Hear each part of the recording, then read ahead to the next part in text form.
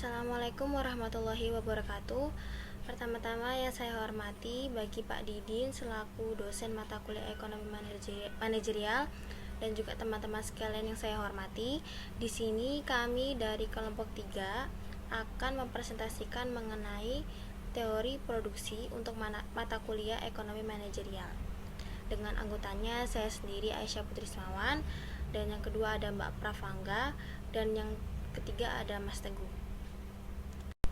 Baik teman-teman, untuk pokok bahasannya sendiri terdiri dari pertama-tama ada pengertian teori produksi, dan yang kedua tentang fungsi produksi, yang ketiga adalah konsep jangka waktu produksi, dan yang terakhir pendekatan teori produksi.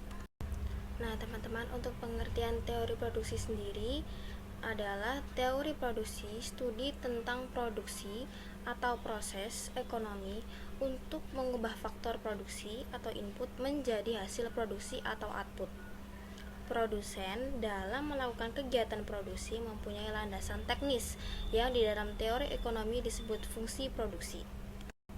Fungsi produk adalah suatu persamaan yang menunjukkan hubungan ketergantungan antara tingkat input yang digunakan dalam proses produksi dengan tingkat output yang dihasilkan. Faktor-faktor produksi dikenal pula dengan istilah input, dan jumlah produksi selalu juga disebut sebagai output. Fungsi produksi dapat diartikan juga sebagai suatu fungsi atau persamaan yang menunjukkan hubungan antara tingkat output dengan tingkat kombinasi penggunaan input-input. Secara matematis, fungsi produksi dapat dirumuskan sebagai berikut. Q sama dengan F dikali K, L, R, dan T. Kuantiti yang dimaksud di sini adalah jumlah barang yang dihasilkan. Untuk F, fungsi yang dimaksud adalah simbol persamaan fungsional. Untuk K sendiri, kapital, adalah modal atau sarana yang digunakan. Untuk L, labor, atau disebut juga tenaga kerja. Untuk R, research, adalah sumber daya alam. Dan yang terakhir T, teknologi, yang dimaksud adalah teknologi dan kewirausahaan. Q adalah output, sedangkan K, L, R, dan T merupakan input. Besarnya jumlah output yang dihasilkan tergantung dari penggunaan input-input tersebut. Jumlah output dapat ditingkatkan dengan cara meningkatkan penggunaan jumlah input, C atau modal, L tenaga kerja, dan R sumber daya alam, ataupun meningkatkan T teknologi. Untuk memperoleh hasil yang efisien, produsen dapat melakukan penggunaan input yang lebih efisien. Untuk konsep produksi sendiri terbagi menjadi dua ya teman-teman, ada jangka pendek dan juga jangka panjang. Untuk jangka pendek sendiri artinya adalah sebagian faktor produksi dianggap tetap jumlahnya dan yang lainnya berubah. Misalnya jumlah modal tetap sedangkan tenaga kerja berubah. Untuk jangka panjang, semua faktor produksi dapat berubah dan ditambah sesuai kebutuhan.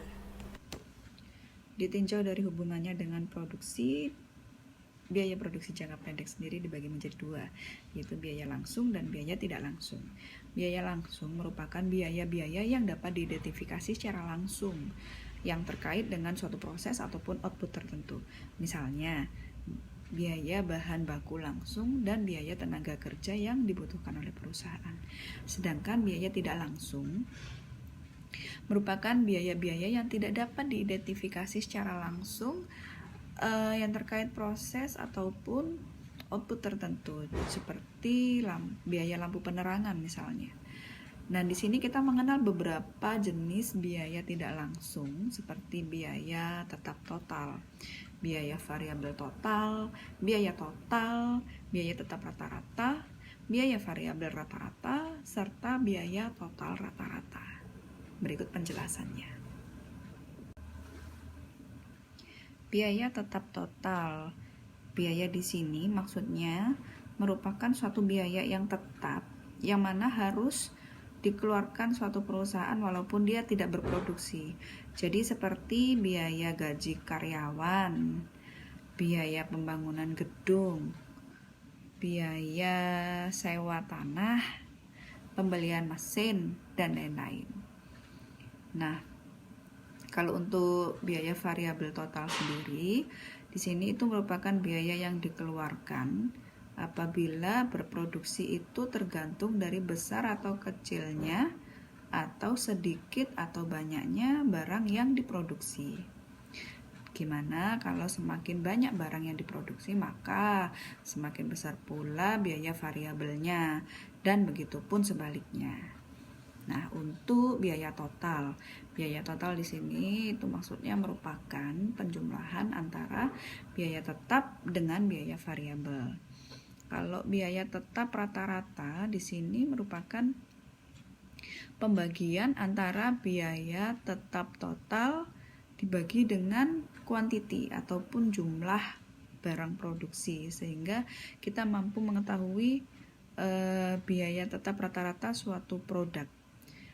Untuk biaya variabel rata-rata juga sama, rumusnya yaitu jumlah biaya variabel total dibagi quantity produk, serta biaya total rata-rata merupakan penjumlahan antara biaya variabel total dan biaya tetap total dibagi jumlah atau quantity hasil suatu produk begitu.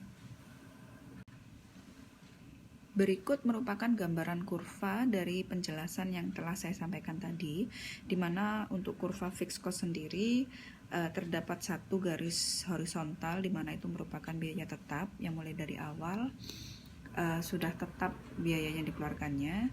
Terus ada biaya variabel yang dimana itu menyesuaikan dengan kebutuhan suatu perusahaan. Nah, untuk kurva total cost-nya sendiri itu persis seperti kurva total variable cost. Nah, untuk bentuk kurva dari variable cost sendiri tadi sudah disampaikan bahwa semakin tinggi barang atau produk yang mau dihasilkan, maka akan timbul semakin besar juga biaya yang dibutuhkan oleh suatu perusahaan. Dan begitupun sebaliknya. Nah, di situ juga menyesuaikan, serta ada kurva biaya rata-rata. Jadi di situ mewakili. Baik, untuk biaya produksi jangka panjang, di sini kita terdapat perbedaan antara biaya produksi jangka pendek dengan jangka panjang sendiri. Apa sih perbedaannya? Jadi di biaya produksi jangka pendek tadi kita mengenal adanya biaya fixed cost dengan biaya variabel. Nah, kalau untuk di biaya produksi jangka panjang kita tidak mengenal adanya biaya tetap atau fixed cost. Jadi di sini semua biaya adalah variabel. Karena itu, biaya yang relevan dalam jangka panjang adalah biaya total, biaya variabel, biaya rata-rata, serta biaya marginal. Perubahan biaya total adalah sama dengan perubahan biaya variabel dan biaya marginal itu sendiri. Baik, untuk selanjutnya kita mengenal adanya biaya rata-rata jangka panjang atau long run average cost. Nah, di sini biaya total rata-rata jangka panjang adalah biaya total yang dibagi dengan input. Jadi rumusnya adalah LAC sama dengan LTC dibagi quantity atau jumlah outputnya. Nah, di sini juga ada biaya marginal jangka panjang atau long run marginal cost, di mana biaya marginal jangka panjang adalah tambahan biaya karena menambah produksi sebanyak 1 unit. Nah, perubahan biaya total ini sama dengan perubahan biaya variabel. Di sini rumusnya LMC atau biaya marginal jangka panjangnya sama dengan delta LTC per delta Q. Baik, untuk selanjutnya di sini kita mengenal biaya total jangka panjang, di mana biaya total jangka panjang adalah biaya yang dikeluarkan untuk memproduksi seluruh output dan semuanya bersifat variabel. Biaya total jangka panjang digunakan sebagai rumus LTC sama dengan LVC. Jadi semua biaya variabel yang timbul merupakan biaya total jangka panjang. Berikut adalah kurva yang terkait dengan biaya jangka panjang seperti berikut. Jadi termasuk ada kurva biaya jangka panjang, ada kurva biaya total rata-rata jangka panjang. Baik, untuk pendekatan teori produksi di sini kita ada dua, yang mana nanti satunya akan dijelaskan oleh teman saya. Di sini saya akan menjelaskan tentang teori produksi dengan satu faktor berubah, di mana ada produk total, produk rata-rata, serta produk marginal. Di mana produk total itu merupakan perhitungan dari jumlah produk totalnya dibagi sama total outputnya atau kuantitinya. Terus untuk produk rata-rata sendiri di sini perhitungannya adalah produk total dibagi dengan jumlah unit input total, di mana di sini diasumsikan sebagai jumlah tenaga kerja, yaitu AP sama dengan TP dibagi L labor di sini ya maksudnya. Terus untuk yang ketiga produk marginal, di mana ini merupakan tambahan jumlah produksi total yang diakibatkan oleh tambahan satu tenaga kerja yang digunakan. Di sini rumusnya marginal product sama dengan delta TP dibagi delta L. Nah, kita mengenal adanya pengertian the law of diminishing return. Apa sih itu? Ini merupakan suatu hukum di dalam suatu ekonomi yang menjelaskan tentang proporsi input yang tepat untuk mendapatkan output yang maksimal. Teori ini menjelaskan bahwa ketika input yang kita miliki melebihi kapasitas produksi dari input, maka return atau pendapatan kita akan semakin menurun. Di sini terdapat 3 tingkat, yaitu fast increasing return, itu yang di kolom A, di titik A itu ke kiri. Terus ada fase yang kedua namanya di mana pendapatan tetap meningkat tapi pada intensitas yang lebih rendah, itu ada di kolom B.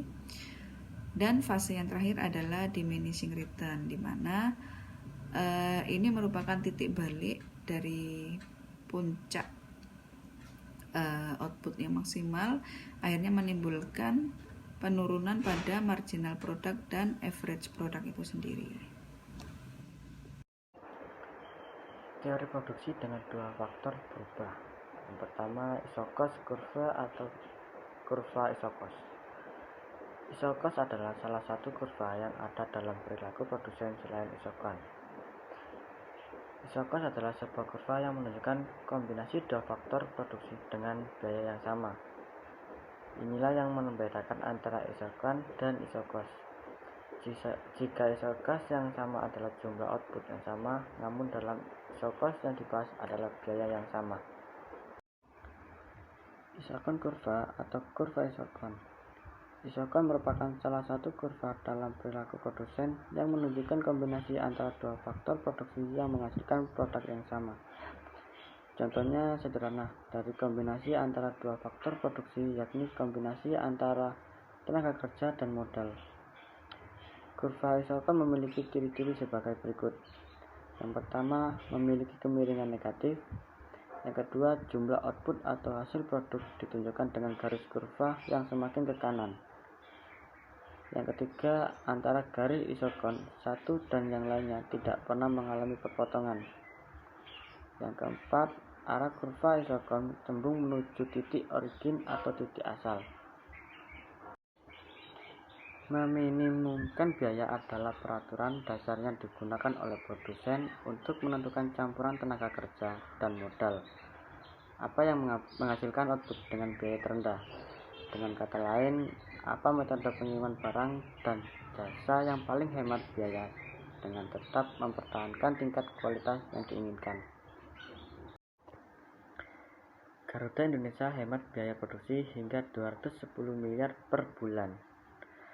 Garuda Indonesia berhasil melakukan penghematan biaya produksi hingga 15 juta dolar Amerika Serikat atau setara 210 miliar per bulannya. Penghematan itu berasal dari negosiasi biaya sewa pesawat, negosiasi dengan pihak ketiga, serta berbagai optimalisasi biaya penunjang lainnya. Garuda Indonesia hemat biaya produksi hingga 210 miliar per bulan. Garuda Indonesia berhasil melakukan penghematan biaya produksi hingga 15 juta dolar Amerika Serikat atau setara 210 miliar per bulannya.